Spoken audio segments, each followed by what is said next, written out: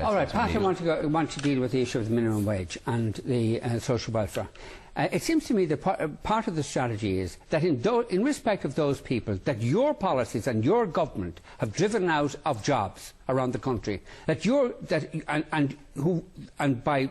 by definition you've already victimised, you're going to victimise them again by first of all cutting the job seekers allowance, number one, and secondly driving them into jobs at a lower minimum wage. The cynicism of that is almost beyond belief. The minimum wage is just one factor in the whole area of wages. Much more important are the sectoral agreements which inhibit just deal with the point I've just made.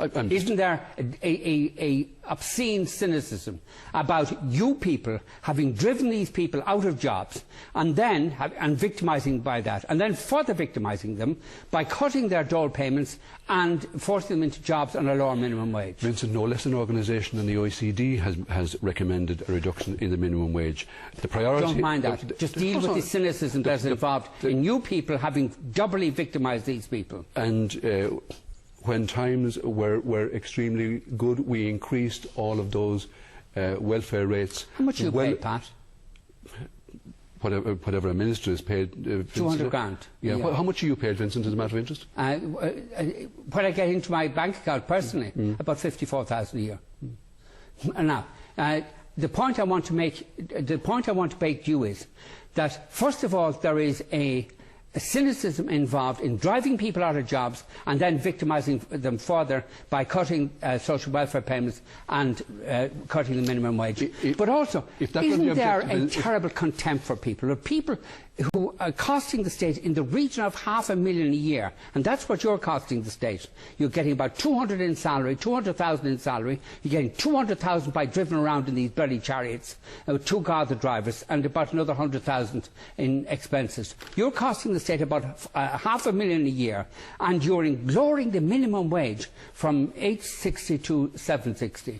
To address that topic which you've been mentioning, and you're right, that will be addressed, I expect, on November or December the 7th. The chariots. You're welcome to the so-called chariots if you want to. We can spend all night arguing about this if you wish. But to get back to the very important... No, deal with the issue of the cynicism of people like you pay this vast amount of money in salary and in benefits of kind, forcing people who are paid at the rock bottom of society, forcing them to take even less. We have taken pay reductions like everybody else, and we'll take more as necessary. Pay reductions. You're still, after pay reductions, you're still costing the state about $500,000 a year. And you talk about pay reductions and lowering the minimum wage from $8.60 an hour to $7.60 an hour. Do you not have any sense of embarrassment or shame about that? Vincent, if there was an issue of cynicism around what you are talking about, then I'd say yes. What we are trying to do, if you just listen to me for even one moment, what we're trying to do is make sure that those people who are out of jobs at the moment, through a variety of measures, through animation programs, work experience programs, internships, all of that, to get them back into work as quickly as possible. It hasn't been happening as quickly as anybody would like. And I can tell you, the evidence suggests that we've got to ensure that there is a greater incentive to work than there is to remain on welfare. And that's right through the Western world, whether there is a social welfare system that's even superior to ours or not. And that's what we're trying to do. And we owe it to the people who are on low wages or who are out of work to make sure that their situation is better by far. The situation of those who are on higher wages will be addressed and must be addressed. By the way, 54% of all of the income tax that was paid in the last year was paid by the top 8% of income earners. And I wonder why that's so. That's because, by the way... Do you know why that's so?